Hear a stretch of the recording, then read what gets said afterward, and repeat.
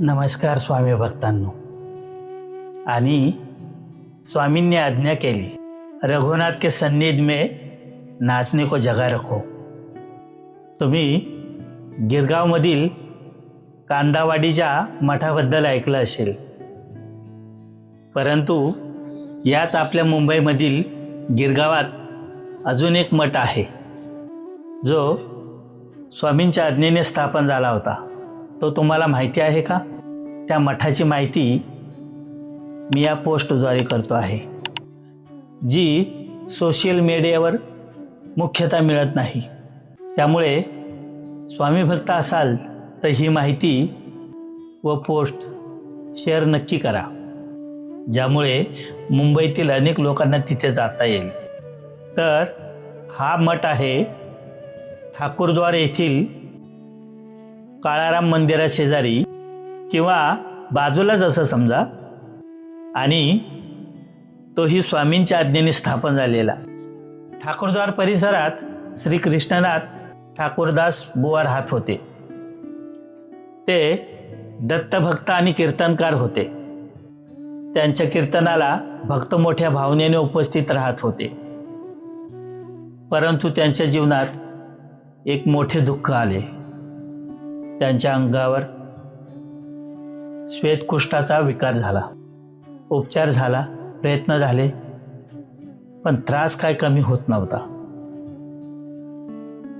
दत्ताची एवढी भक्ती करूनही आपल्याच वाट्याला एवढे दुःख का आले, हा प्रश्न त्यांच्या मनात सतावत होता.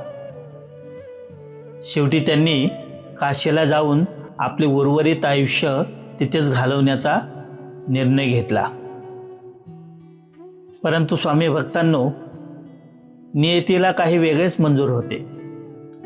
काशीला जाण्यापूर्वी आपले आराध्य दैवत श्री दत्तगुरूंच्या गाणगापूर क्षेत्राचे शेवटचे दर्शन घ्यावे असा त्यांनी विचार केला. ते गाणगापूर येथे गेले. सोबत त्यांनी उत्तम कस्तुरी आणली होती.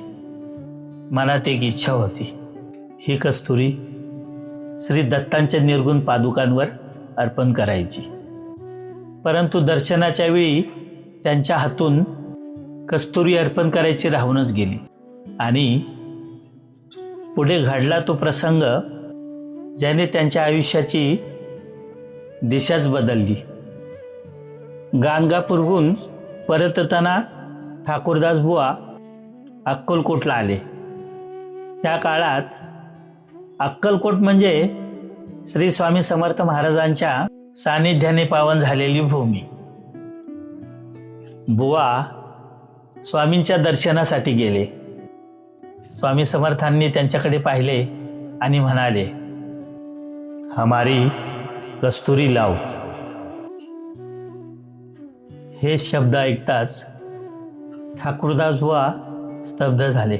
कारण कस्तुरी आपण गाणगापूरला दत्तांच्या पादुकावर अर्पण करण्यासाठी आणली होती. हे स्वामींना कसे माहिती ती अर्पण करायची राहून गेली होती? हेही स्वामींना कसे कळले? त्या क्षणी त्यांच्या मनात एक प्रचंड आध्यात्मिक प्रचिती निर्माण झाली. हे साधे संत नाहीत, हेच माझे दत्तगुरू आहेत. ही घटना स्वामी समर्थांच्या चरित्र परंपरेत अत्यंत प्रसिद्ध आहे. या प्रसंगानंतर ठाकूरदास बुवांची स्वामी समर्थांवरील निष्ठा अधिक दृढ झाली. ते अक्कलकोट येथे स्वामींच्या सेवेत राहू लागले. परंपरागत चरित्र कथेनुसार एकदा स्वामी समर्थांनी चुलीतले जळते काष्ठ बुवांकडे फेकले.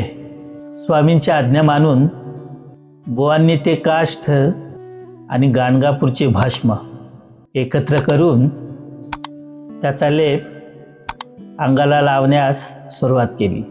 काही काळानंतर त्यांच्या श्वेतकुष्ठाचा त्रास नाहीसा झाल्याचे चरित्र परंपरेत सांगितले आहे.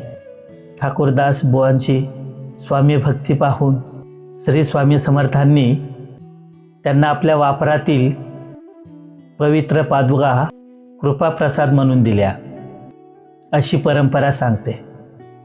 आणि स्वामींनी आज्ञा केली, रघुराम के सन्निध नाचने को जगा रखो, म्हणजेच श्रीरामाच्या सान्निध्यात त्यांना स्थान द्या.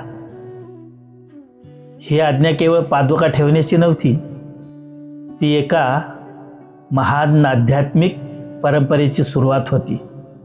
ठाकूरदास बुवा मुंबईला परतले आणि त्यांनी त्या पवित्र पादुका ठाकूरद्वार येथील श्री आत्माराम बुवांनी स्थापन केलेल्या श्री काळाराम मंदिराच्या सान्निध्यात प्रतिष्ठित केल्या.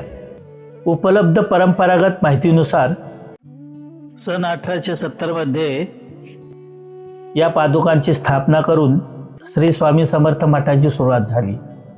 सन 1870 ते आज काळाराम मंदिर ठाकूरद्वार येथे स्वामींचे हे मठ आहे आणि परंपरागत येथे स्वामी सेवा केली जाते.